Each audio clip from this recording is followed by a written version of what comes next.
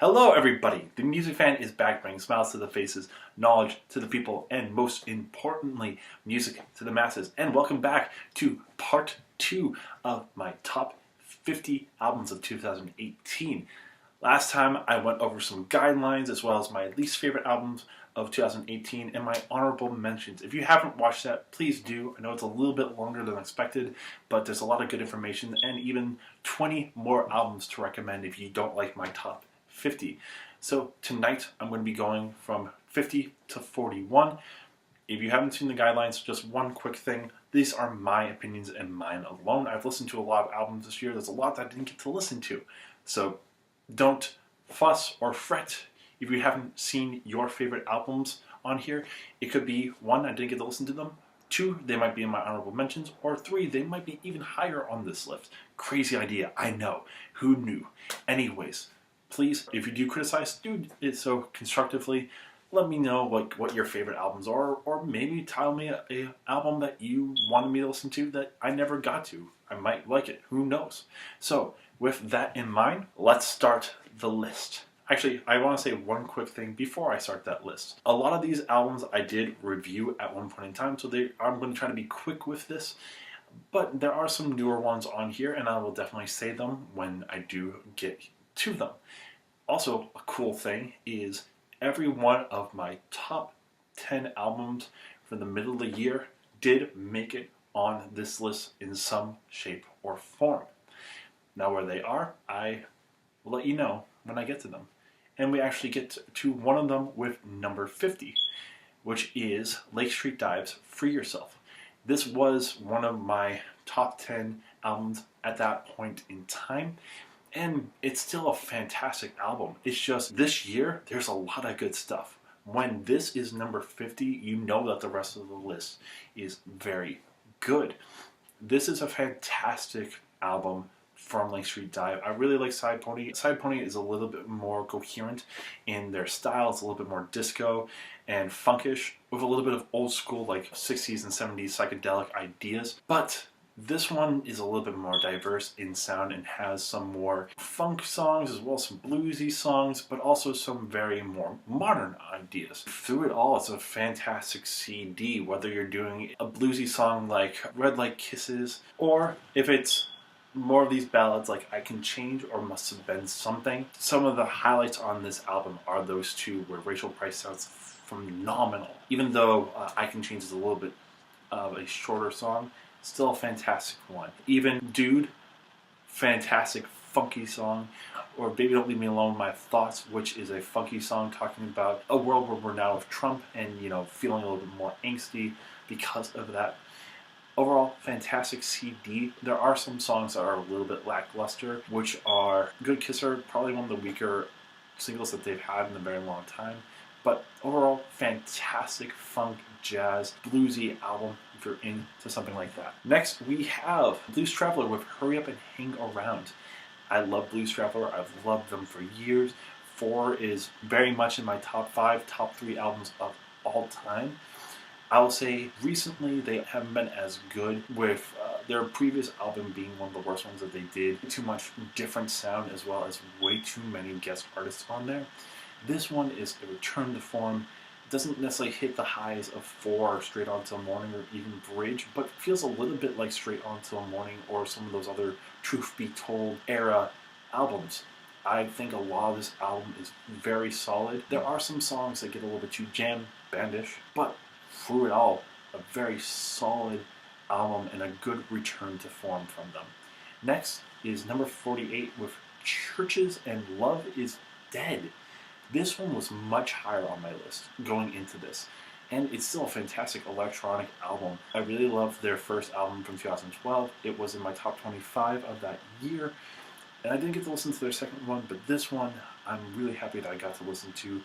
A lot of songs that build very well and layer so interestingly. Get Out is one of my favorite songs of the year, and Never Say Die, fantastic song. There are some kind of missteps on this album. Ones that I'm thinking of are Graves, but throughout a fantastic and very interesting album. The singles are fantastic, and if you love Churches, you're going to love this one. Next, we have the 1975 of A Brief Inquiry into Online Relationships. One that I really wanted to listen to for a very long time. Didn't get to do it until looking to the aggregate. This one I don't like as much as their previous album, and I am curious to see what their next album is going to do. I think sometimes this album does get a little bit too cheesy in its approach with this idea. There's a song where it's talking about a man loving the internet so much and eventually it kills him, which is a little bit cheesy because of the robotic tone. But overall, I think this is much more of a eclectic sound and a much more diverse sound with some really cool songs.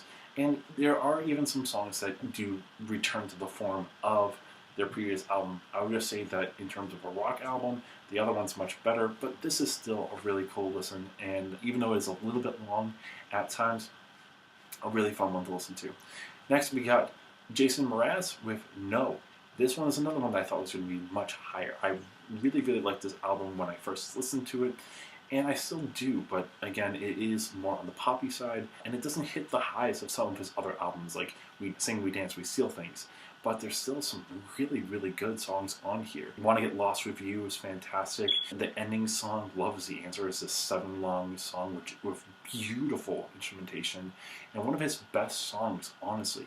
And this album does feel at times like a lot of like We Sing, We Dance, We Steal Things in terms of the structure, where you get a second song, Have It All, sounding a lot like I'm Yours. You have this duet with Meghan Trainor on More Than Friends, which is very similar to Coley Calate's one with Lucky. You even get this more fun and cheek song with Unlonely, which kind of also has that tongue-in-cheek nature of Butterfly, though not as sensual. And, you know, Love Is the Answer feels a little bit like A Beautiful Mess in terms of how they were doing it. I'll say the middle isn't as interesting, but again, a 10-track CD with a lot of really good stuff on there. I've been missing Jason Mraz, and I'm really glad that he came out with something really cool. Next, we have Charlie Puth's Voice Notes at number 45. I'm a sucker for this album. I know that it's very, very mainstream. I know it's very poppy. I know a lot of the songs got a lot of play on the airwaves, but I love the jazzy nature of this album. There's so many really cool ideas that are thrown into a lot of these pop songs that make them so interesting. I'll say at times some of these songs do sound similar, but hell, Attention is a fantastic song and I love listening to it. I love his work with Boyz II Men, If You Leave Me Now. So many awesome songs with so much interesting harmonic ideas. The Way I Am, his song with James Taylor is also great, even if it does feel a little bit too preachy, still beautiful work, and one that I come back to a lot. It's just, again, it's a pop album, so I can't place it any higher. Next we have Frank Turner's Be More Kind at number 44. Another one that I thought was going to be much higher, that kind of suffers a little bit from a lack of depth at times, but I love the idea of this album where it's approaching the differences that we're having in the world as on more of a positive idea with a much more optimistic message rather than yelling at everybody or getting mad. It's taking more of like, we need to be kind in order to make everything right. And there's some fantastic songs on this album. It does get a little bit poppy at times on like Little Changes or Don't Worry. It's a little bit more anthemic, but overall, I love the message of a lot of this album. You know, Frank Turner is one of my favorite singer-songwriters with really great messages. I think most of it is fantastic. I just think that there are some songs that keep it from being amazing. Making America Great Again, very tongue-in-cheek, but it doesn't work as well as a single. So that's why it's a little bit lower than everything. Number 43, Mike Shinoda with Post Traumatic. This one, the music isn't as interesting, but that's not the point of this particular album. To me, this is an amazing album because of how it covers Mike Shinoda's feelings after Chester Bennington's suicide. This is a very raw album with Mike Shinoda literally putting out a couple of songs maybe a couple months after his death, and there's a lot of songs about whether or not they can get through it, seeing Chester Bennington in everything that he does, seeing the emphasis or the influence of Chester Bennington in all of his writing, or even, you know, him talking about trying to make it through a kid's birthday party or stuff like that, and having someone bring up and being like, my condolences. and for him to relive everything of this. It does feel nice that at the end he can at least be more optimistic. And throughout the album, the music isn't horrible. It is very along the lines of the hip hop nowadays.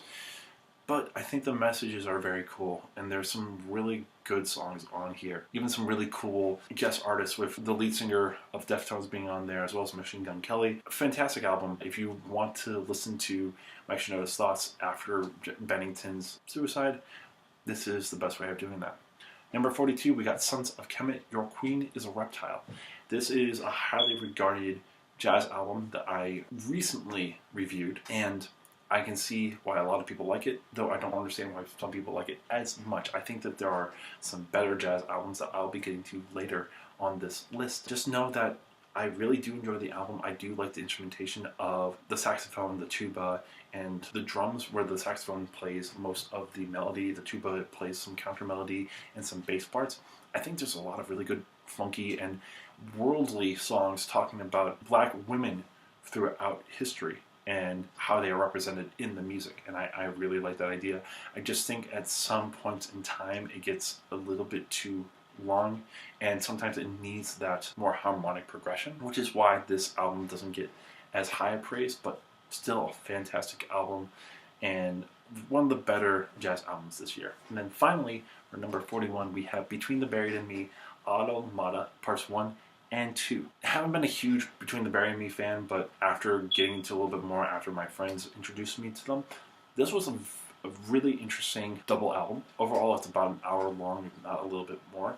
I think the first part is a little bit better, with Millions and Condemned to the Gallows, but I think some of these songs are a little bit too long or a little bit too scattered in their scope, but I think the second half and the first half work very well together and making for one of the better progressive metal albums of the year. And that is my time for part 2. If you like any of these albums, give this video a like. Let me know what your favorite albums or your least favorite albums of this year are. Again, of course, be constructive. Share this with your friends. Subscribe to my channel. Keep on watching my videos. Tomorrow, I'll be back with part 3, which I'll be going through numbers 40 through 31. But until then, this is the Music Fan signing off.